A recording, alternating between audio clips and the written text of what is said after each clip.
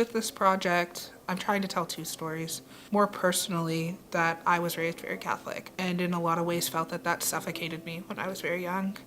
And as a queer person, and as an Indigenous person, and also just as a human, I felt I couldn't be myself, or I felt afraid a lot of the time. And it was really hard for me to picture a future. And I found it took a lot of time to kind of uproot that out of my mind. And it's still like an ongoing process. I'm Melcolm Beaulieu. I'm a beadwork artist, a member of Metapanagiyag First Nation, and I live here in Fredericton, New Brunswick. And I'm the artist in residency for the month here at the Beaverbrook. Secondly, I want to tell the story, especially with this larger window behind me. I'm talking about the doctrine of discovery, which was a papal doctrine that said that if you found land that wasn't being used by Christians, you could claim it and use it for the betterment of the church and convert the people. And that disrupted land and disrupted families and disrupted lives. And I think as a whole, this project is a look at religion as a tool of colonialism, both in land and people, but also in the way we think in our own minds. There is a correlation between high control religion or high control groups and being raised in that and having a higher likelihood of developing OCD, which is something that I deal with. And I find that exploring that in this way has been kind of healing and is exciting to me in my art practice to move in a more authentic way. Unraveling the church stuff was a slow process over years, but only in the last 2 years maybe did I realize that the way I experience the world is actually OCD, which has helped me a lot in feeling less like I'm doing something wrong and more, I guess, giving myself more compassion for the way that I am.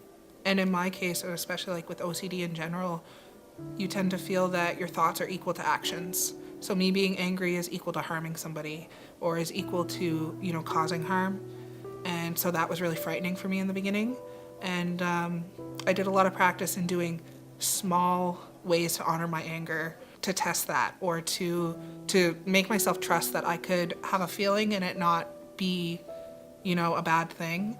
And this is really the first time that I'm making this kind of art in a more public way, where over the last few years I've been making art within this theme or within this message just for myself, which honestly is really healing because you're not afraid of being judged or you're not afraid of how people will perceive it and really just how it makes you feel in the experience of making it.